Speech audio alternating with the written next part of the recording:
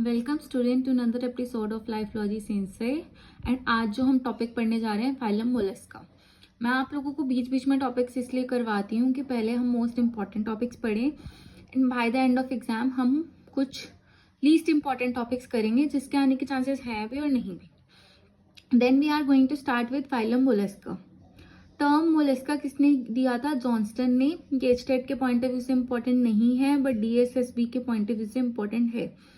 Johnston organ कहाँ पाया जाता है? बट आपको ये चीज में कंफ्यूज नहीं होना है। मॉस्किटो का जो पेडिसल होता है ना, उसमें जॉनस्टन ऑर्गन होता है। अब आप लोग बोलोगे मैम ये क्यों पढ़ा रही है? क्योंकि एक बार ना स्टेट के प्रीवियस ईयर क्वेश्चन में मेल मॉस्किटो के ऊपर 4 स्टेटमेंट दी थी जिसमें से हमें इनकरेक्ट स्टेटमेंट एक बतानी थी। तो ये कहाँ पाई जाती है? मॉस्किटो के पेडिसल जो है उसमें जॉनस्टन ऑर्गन होता है। पहला लार्जेस्ट फाइलम कौन सा है? आर्थ्रोपोडा। सेकंड लार्जेस्ट फाइलम है मोलस्का। ये आपकी बेसिक अंडरस्टैंडिंग है।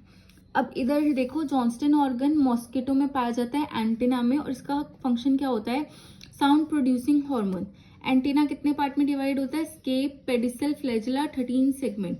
ये जब मैं आपको वो वाला प्रीवियस ईयर क्वेश्चन दिखाऊंगी ना, तो might be this information is helpful to solve that question. Then we have mollusca की स्टडी को क्या बोलते हैं? मैलाकोलॉजी, क्योंकि सॉफ्ट बॉडीड ऑर्गेनिज्म होते हैं। और study of shell of mollusca is known as conchology. ये आपका स्टेट का भी प्रीवियस ईयर क्वेश्चन है एंड डीएसएसबी का भी प्रीवियस ईयर क्वेश्चन है।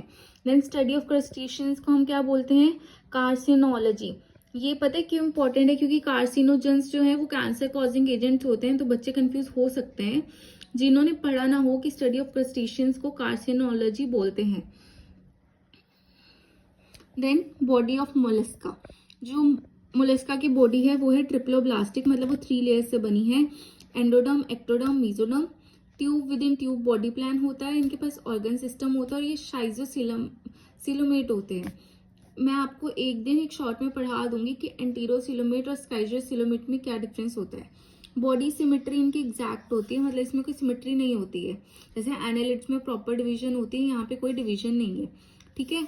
अब साइजोसिलोमेट का कुछ समझो, मतलब आप जब हमारा जो सिलोम है ना, जो हमारी कैविटी है एक्टोडर्म और मेसोडर्म के बीच वाली जो कैविटी है, होलो कैविटी, वो हमारी आर्केंट्रॉन में कुछ पॉकेट्स है, वो आउट पॉकेटिंग होके बनती है ये वाली कैविटी। तो ये schizocoelomate. Body divided into head, foot, visceral hump और मास। विसरल हम्प यहाँ पे इंपॉर्टेंट है, मतलब इसमें विसरल ऑर्गन प्रेजेंट होते हैं। अब इनका कुछ कुछ ऐसा स्ट्रक्चर होता है, मेंटल और pallium, foot, head, visceral hump, mantle cavity, और जो ये बीच में फिलिंग है उसको हम बोलेंगे मेंटल और पैलिडियम। सिलोम यहाँ पे रिस्ट्रिक्टेड है, कहाँ का प्रेजेंट है? नेफ्रीडिया जो प्रेजेंट है नियोप्लाइना में, जिसको हम नेफ्रोसिलोम बोलते हैं। हार्ट जो कार्डियोसील, इंटेस्टाइन नोन एज गैस्ट्रोसील।